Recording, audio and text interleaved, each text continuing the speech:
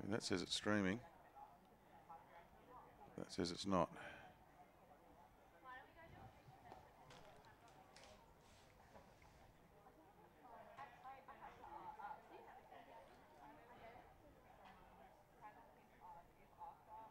Oop. Yeah, here we go.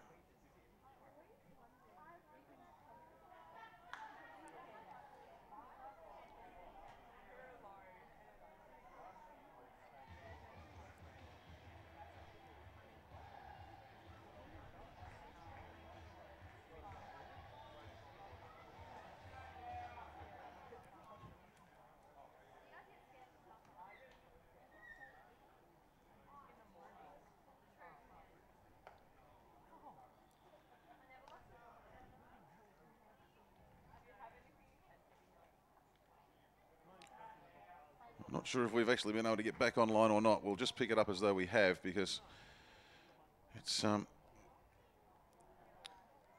unfortunately the mobile network has some unexpected congestion in this part of Canberra at the moment. So we are in the top of the ninth, and it is still 6-0 here. 1 out, 1 on for the Perth Heat. Warwick Petherbridge, just give us a recap as to what happened previously. I think we disappeared when it was the Cavalry 1 down with Michael Francoso on in the bottom of the 8th. David Candless hit one to right field, but the second baseman, Gray, he got underneath that. And that was 2 down, and then Craig Massey on the first pitch he saw, he hit it straight along the ground to Gray. Retired the side. We are now into the top of the 9th, 1 down. Chris Clare is the runner at first. He was the lead-off man. He walked. As Gray has popped this foul, which gives me a chance to explain that Liam Shearer has come on to pitch in the 9th. He has replaced Josh Warner. And he struck out Pete Cosma. And we are now in with Tristan Gray with 1 out. Chris Clare the runner at first. And this will be the 10th pitch of this at bat.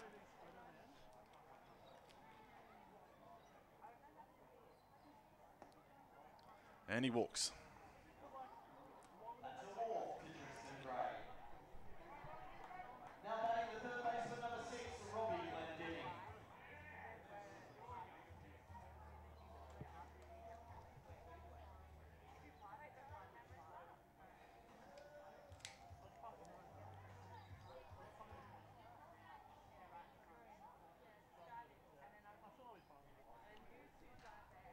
So Liam Shearer, just 18 years of age,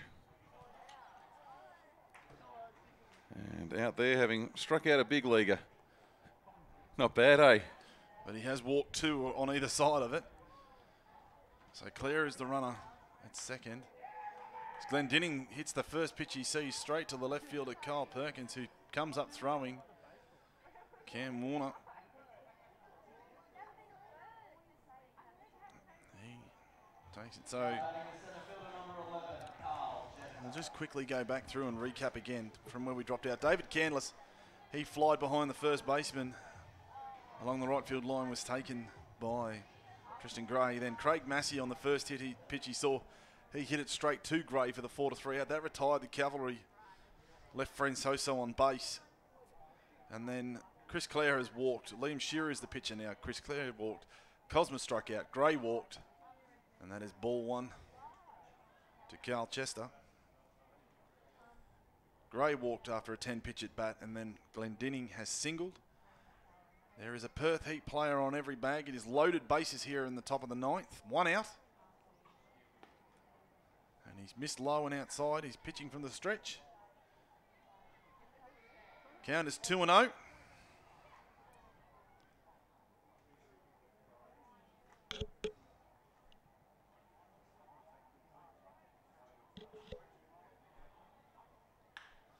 Oh, and there's another comebacker. And that, there is an out. That, I've just realised, Chris Coleman. That is Logan Kingham. That is Logan Kingham. At shortstop.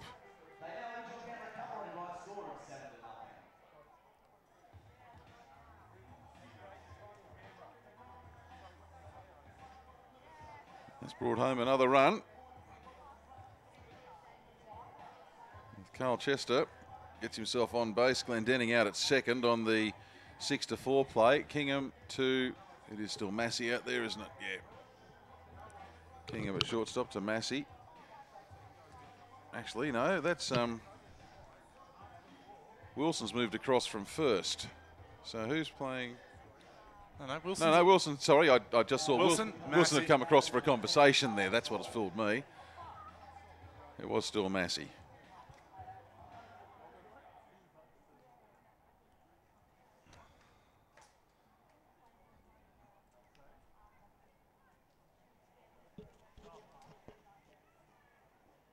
And that actually, my apologies, that is also Kuki Ayagi out at left field. The Cavalry ringing the changes as we get into the dying stages of this one with a 7-0 ball game. And the young 18-year-old pitcher Liam Shearer getting his first ABL action. So he'll have a highlight to take home. He might have walked a couple, but he's also got a highlight to take home. He'll be able to say that his first professional appearance as a pitcher, he struck out a big leaguer, and now fly ball that's going around all over the place in the wind. Our Yagi snow cones it in the end, closes the glove on it, and it just stays there, sits atop the glove as though it was a scoop of ice cream on the top of the cone. And Alex Hall is out on a flight of 7. But the Cavalry, well, this will be an almighty comeback if they can achieve it. They're only down by 7 going into the bottom of the 9th and have not scored in this game. 7-0 to the Perth Heat.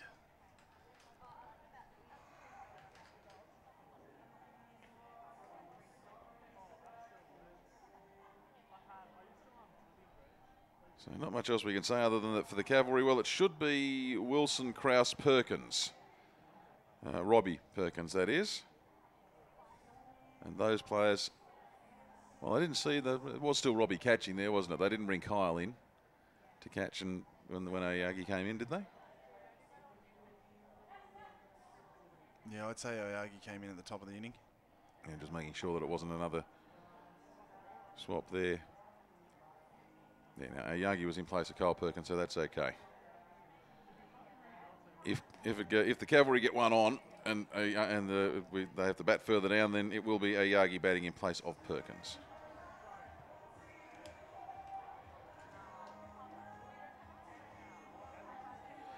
Anyway, so this one not too far off being finished, with Perth 3 outs away from a comprehensive victory and a must-win game for them. So well done them.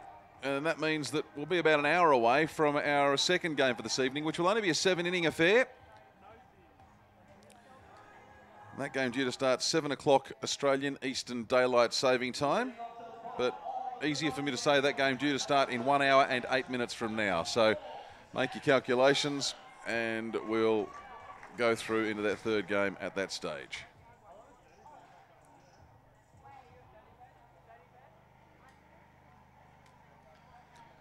Take us away for the bottom of the 9th, was? Oh, thanks, Chris. Zach Wilson, he steps in. And he hits the first pitch foul along the third base line.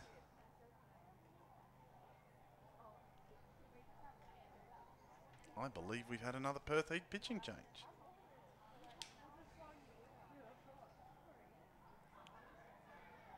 I can tell you that Jake Bowie's out there at first base as well.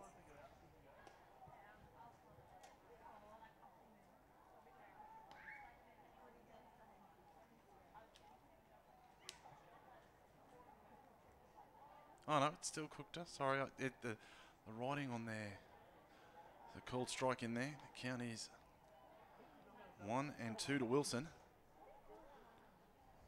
Yeah, the change that was being signalled to us was Bowie. Or being signalled up to the scorers, it was Bowie coming in, replacing Sam Kennelly at first base. Iron inside, and when you're 7-0 up, you should make some substitutions, keep guys fresh for that second game. Count is 2 and 2 to Wilson. Here in the bottom of the 9th, Wilson has hit that straight up. Hall has taken his mask off and is dancing around. He's right underneath it, and he takes it quite comfortably. Well, you really couldn't pop it up straight up in the air, much straighter than that. How far do you reckon Alex Howe went there? 7 feet? 8 feet? at best, at most. One down here, Michael Krause. He's the man that steps in. He had the bunt in the fourth. He's 1 for 3, grounded into a double play on Thursday night. And then he hit one straight. He was the one that, when Glendinning came straight across in front of Cosma, cooked her from the wind-up, delivers. Krause has hit that back. Deep left centre field. That ball is gone. Well, a rare highlight for the Cavalry this afternoon.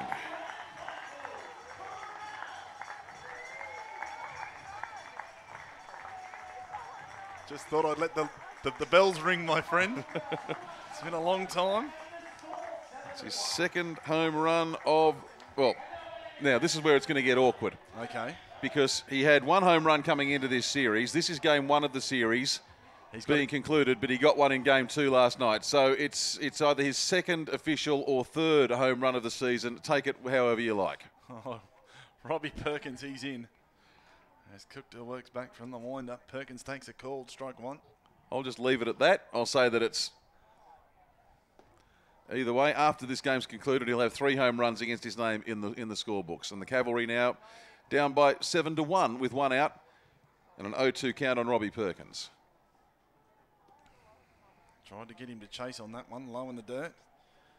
Robbie Perkins wasn't chasing 1 and 2.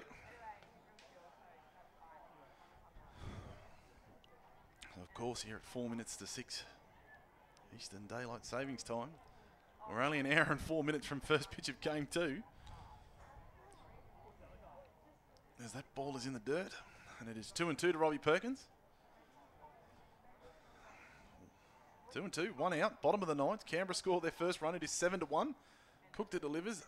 That is low. Count is full.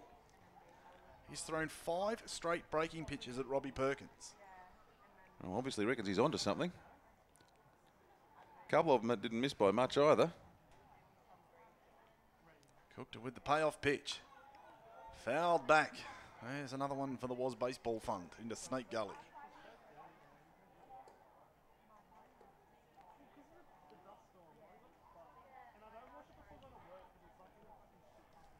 Three and 2. Payoff pitch.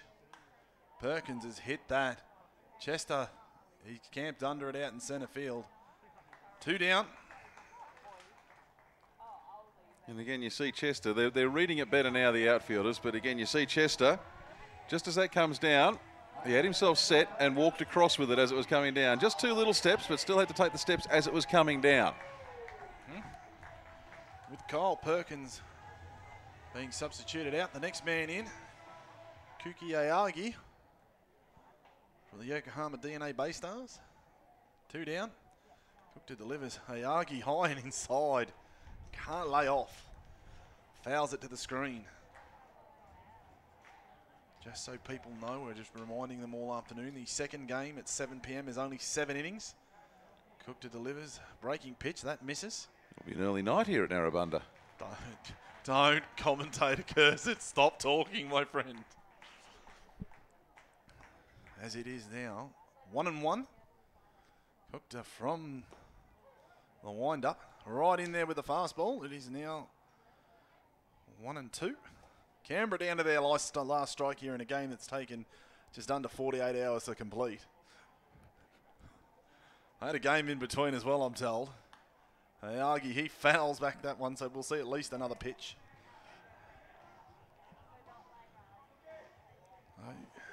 Anderson, if things stay as they are after one more pitch, he'll get credited the win.